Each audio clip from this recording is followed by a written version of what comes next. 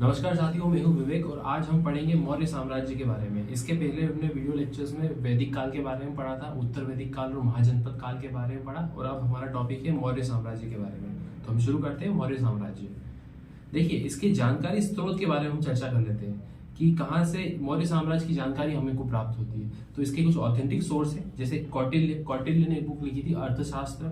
उसके बाद मेगास्थनीज ने भी एक बुक लिखी थी इंडिका।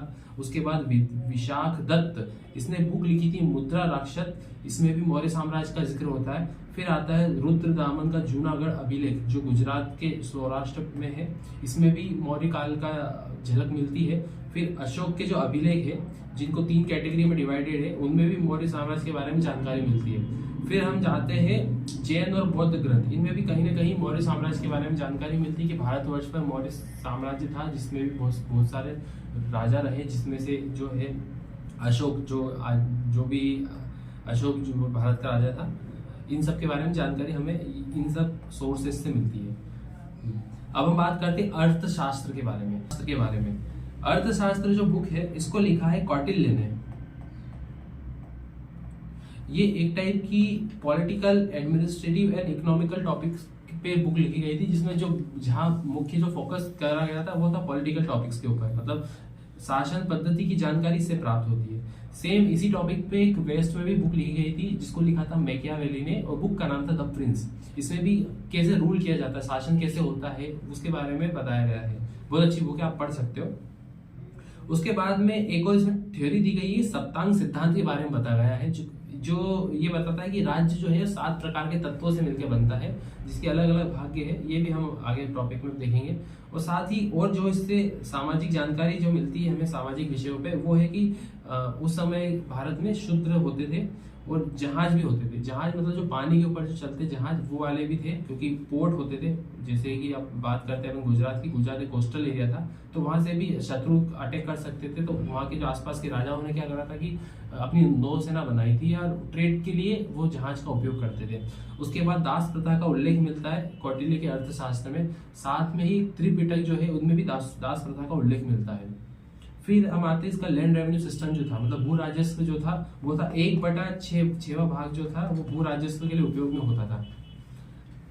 अब हमने कौटिल्य का अर्थशास्त्र देख लिया। अब हम बात करते हैं मेगास्थनी ने जो बुक लिखी थी इंडिका, उसके बारे में। मेगास्थनी जो था वो सेल्यूकस का राजदूत था, जो चंद्रगुप्त मौर्य के दरबार में आया था। इसने अपनी बुक जिसका नाम है इंडिका, उसके बारे में भी यहाँ के शासन प्रशासन के बारे में वर्णन किया गया है।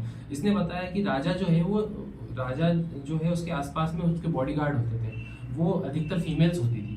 उसके बाद में जिसने प्रशासन के बारे में बताया है कि जो उस समय का जो राजा था और उसके जो प्रशासन में है ना 6 समितियां होती थी। इसके थ्रू ये टोटल एडमिनिस्ट्रेटिव चीजें करता था राजा, ये इसके प्रशासन का कार्य देखती थी। और उसके बाद में जो इसने एक और वर्णन दिया है भ्रामिक, एक अलग ही टाइप का, मतलब कि कंफ्यूजन वाला क्रिएट करने वाला एक वर्णन दिया है। इसने ये बोला था कि भारत में 7 प्रकार की जातियां रहती है, 7 या 6 प्रकार की जातियां रहती है, जबकि हमने वर्ण व्यवस्था में देखा कि 4 प्रकार के ही वर्ण होते थे और उन्हीं से जातियों का वो हुआ था। फिर बाद में हम और भी जो समकालीन विदेशी लेखक थे, जैसे स्ट्रेबो, प्लिनी, इन्होंने भी कहीं ना कहीं मौर्य साम्राज्य के बारे में जिक्र किया ही है। उसके बाद हम आते हैं और विशाख दत्त, इन्होंने बुक लिखी थी मुद्रा राक्षस। इस बुक के अंदर उन्होंने बताया था कि किस प्रकार से जो महापद्म जो राजा था उसको हटा के चंद्रगुप्त मौर्य ने शासन हासिल किया, उसका पूरा वर्णन मिलेगा आपको मुद्रा राक्षस में, जो लिखा था विशाख दत्त ने। उसके बाद रुद्रदामन का जूनागढ़ अभिलेख, ये इस अभिलेख के अंदर एक झील का उल्लेख है जिसका नाम है सुदर्शन झील। इस सुदर्शन झील को गुजरात में बनाया गया था चंद्रगुप्त मौर्य के शासनकाल में। उसके बाद में अशोक के अभिलेख है। इन अभिलेखों के बारे में हम खुल के चर्चा करेंगे। अब हम बात करते हैं अशोक के अभिलेखों के बारे में। देखिए, अशोक के अभिलेख को हम कैटेगरी वाइज अगर डिवाइड करें तो 3 कैटेगरी रहती है, जिसमें से शिलालेख, स्तंभ लेख और गुहा लेख। शिलालेख भी 2 टाइप के होते थे, दीर्घ शिलालेख और छोटे शिलालेख। दीर्घ मतलब बहुत बड़ी चट्टान के ऊपर उसमें लिखा जाता था कि ये राजा ने ये उपलब्धियां हासिल करी है। स्तंभ लेख मतलब स्तंभ के ऊपर लिखने जाना, और गुहा लेख मतलब गुफा के अंदर लिखे हुए। तो 14 शिलालेख का उल्लेख है। इसके बारे में हम देखते हैं स्टार्टिंग से। जो पहला जो शिलालेख है उसके अंदर जो था जीव हत्या के बारे में बताया गया था कि अशोक के शासनकाल में जीव हत्या करना पाप के समान होता है कि आप वो दूसरा जो शिलालेख है वो उसके अंदर पब्लिक वर्क या फिर पब्लिक सर्विसेज के बारे में बताया गया है। अब आप सोचेंगे पब्लिक सर्विसेज में क्या होगा। पब्लिक सर्विसेज में ये चीज होगी किस प्रकार से लोक कल्याणकारी कार्य राजा करता है वो बताया गया है पूरा पूरा। और तीसरा जो शिलालेख है उसमें ये बताया कि 5 साल के बाद अशोक के शासनकाल में क्या क्या उपलब्धियां रही है। ये ऐसे शिलालेख चलते आ रहे थे। मैं आपको बताता हूँ मुख्य शिलालेख जो है 12वां शिलालेख। 12वां शिलालेख जो है उसने दिया था, अशोक ने धार्मिक सहिष्णुता पे बल दिया था। धार्मिक सहिष्णुता मतलब टॉलरेंस, मतलब कि यहाँ के जो लोग थे वो एक दूसरे को ऐसी हे भावना से नहीं देखते थे, सब धार्मिक रूप से सहिष्णु थे और राजा भी धार्मिक सहिष्णु था। उसके बाद में जो 13वां शिलालेख था वो कलिंग विजय के बाद हुआ था। कलिंग का युद्ध हुआ था जिसमें अशोक जीत गया था। उसके बाद 13वां शिलालेख बना था। इसमें एक उसने बहुत अच्छी चीज बोली कि भेरी घोष था, भेरी घोष को उसने धम्म घोष बना दिया था। मतलब अब नीतियां जो थी वो युद्ध से ना होते हुए धम्म की दृष्टि से चल रही थी पूरी की पूरी। फिर 14 शिलालेख है।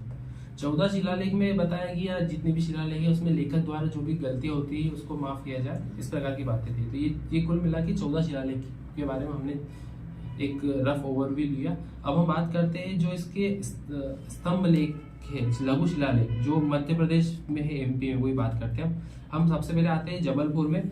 जबलपुर में एक जगह है रूपनाथ, यहाँ पे एक शिलालेख मिला। उसके अलावा गुर्जरा जो दतिया में है,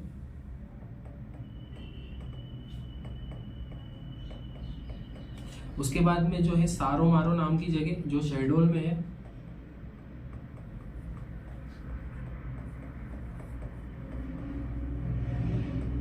फिर एक है सीहोर में, बनगुड़ारिया में।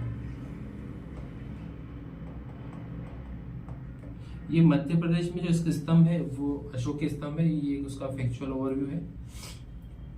तो आज हमने पढ़ा मौर्य साम्राज्य के बारे में और उसके जो जानकारी स्रोत थी वो देखा, कौटिल्य, मेगस्थनीज, विशाखदत्त, रुद्रदामन और जूनागढ़ अभिलेख और अशोक के अभिलेख। और जैन और बौद्ध ग्रंथ के बारे में हम बाद में डिस्कस करेंगे। अर्थशास्त्र के बारे में जाना हमने। उसके बाद हमने मेगस्थनीज ने जो इंडिका में जो वर्णन दिया है वो जाना। साथ ही विशाखदत्त, रुद्रदामन और अशोक के अभिलेख के बारे में हमने जाना। अब हम आगे का बाद में देखेंगे।